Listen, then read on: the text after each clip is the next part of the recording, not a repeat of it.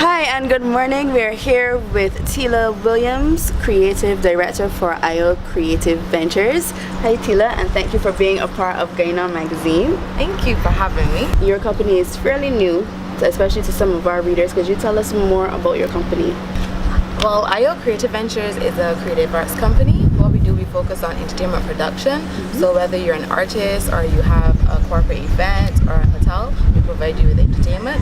And we also have a kids division where we focus on teaching kids dance, IO Kids, nurturing young kings and queens. That sounds fantastic. Could you tell me what is it about your company that makes it so special? It's special because it's me.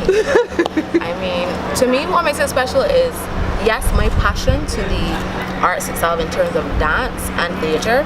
But to me, what makes it special is that when we bring a production to you, you see different body types, first of all.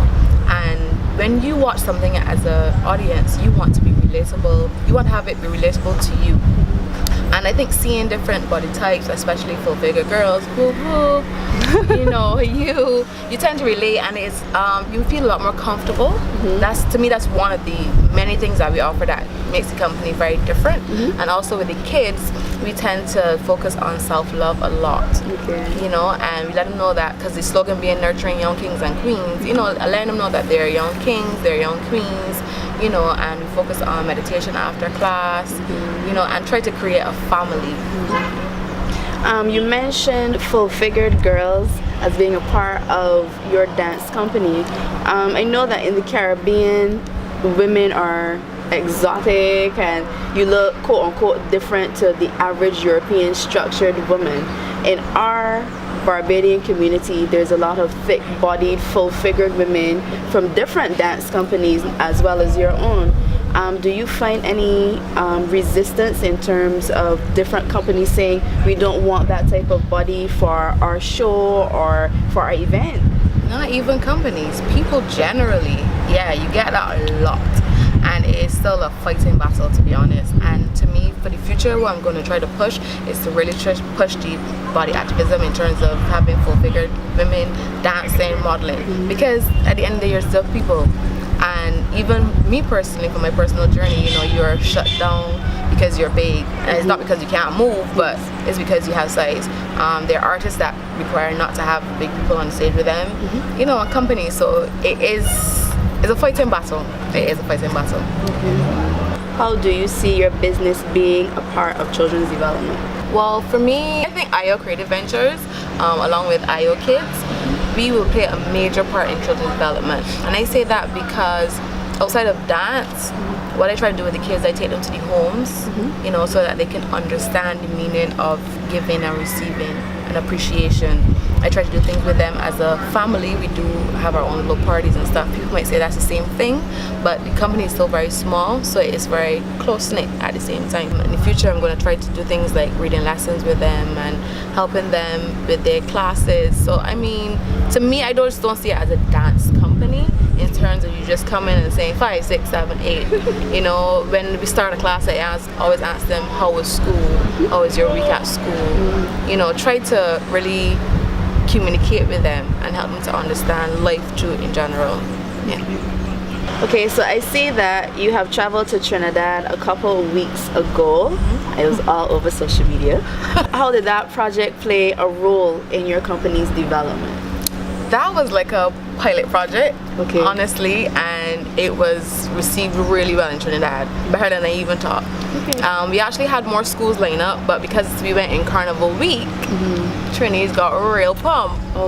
So sometimes some of the kids weren't coming to school, so we want to push it back. So it actually has a brainchild working now, whereas we're going to do a school tour, because it was well received. Because when we were finished, the kids were like, you coming back, you leaving, come back next week, you got a dance class that you can come to.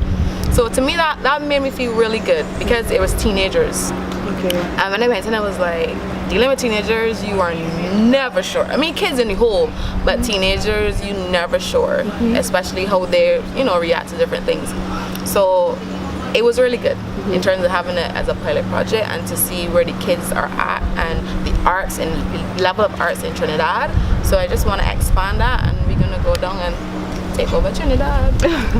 What were some of the projects that or the areas that you more focused on when you went to Trinidad? Well, what they wanted was just specifically basically a dance class.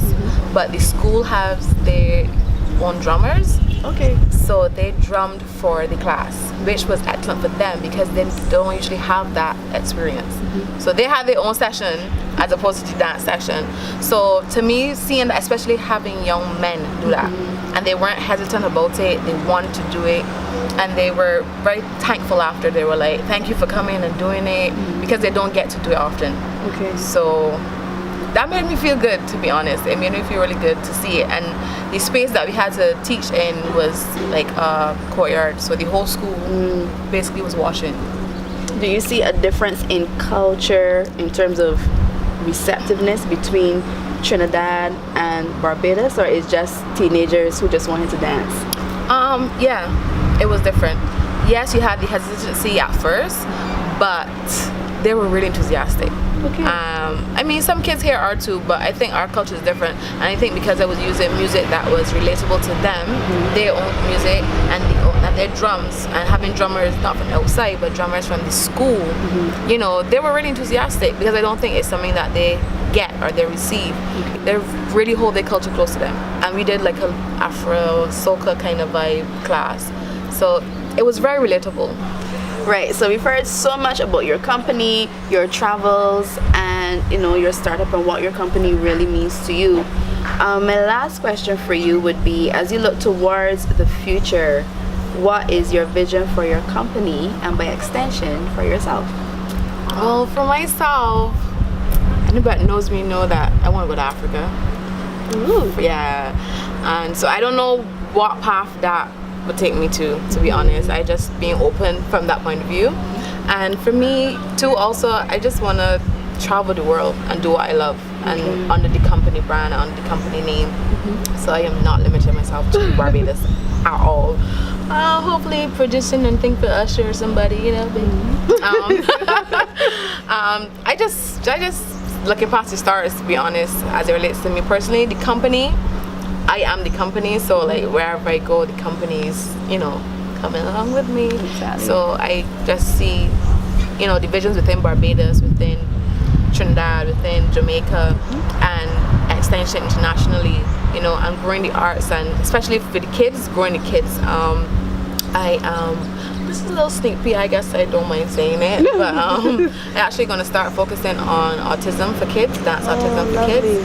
So yes, so doing a project with the NCF2 that would help me personally work with challenged kids, so that would give me an idea of what I'm really putting myself into. And it's something that I really passionately want to start working with. Thank you very much. That has been a wrap here for Gine On magazine. Stay tuned for more information and see you somewhere sometime soon.